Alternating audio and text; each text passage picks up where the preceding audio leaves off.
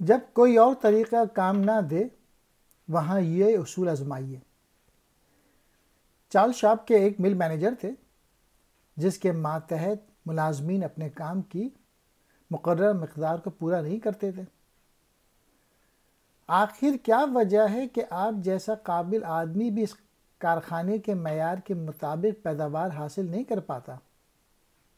لوگوں کی بجھی روح کو متاثر کرنے کا بہترین نسخہ یہ ہے کہ ان میں دوسروں سے سبقت لے جانے کی خواہش پیدا کی جائے۔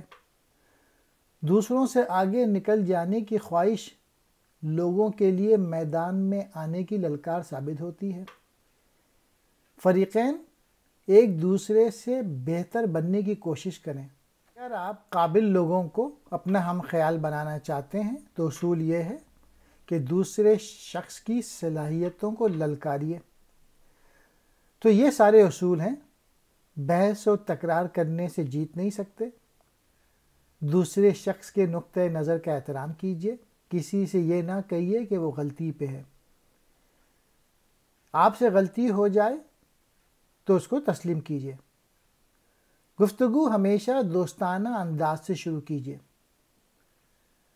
دوسرے شخص کے منہ سے گفتگو کے آغاز میں ہی ہاں کہلوائیے۔ دوسرے شخص کو زیادہ سے زیادہ بات کرنے کا موقع دیجیے۔ اپنا خیال دوسرے شخص پر اس طرح ظاہر کیجیے کہ وہ یہ محسوس کرے کہ گویا یہ خیال اس کے اپنے ذہن کی پیداوار ہے۔ بڑی ایمانداری کے ساتھ چیزوں کو دوسرے شخص کے نقطہ نظر سے دیکھنے کی کوشش کریں۔ دوسروں کے خیالات اور خواہشات کے متعلق آپ کا رویہ ہمدردانہ ہونا چاہیے۔ لوگوں کے نیک جذبات کو متاثر کیجیے۔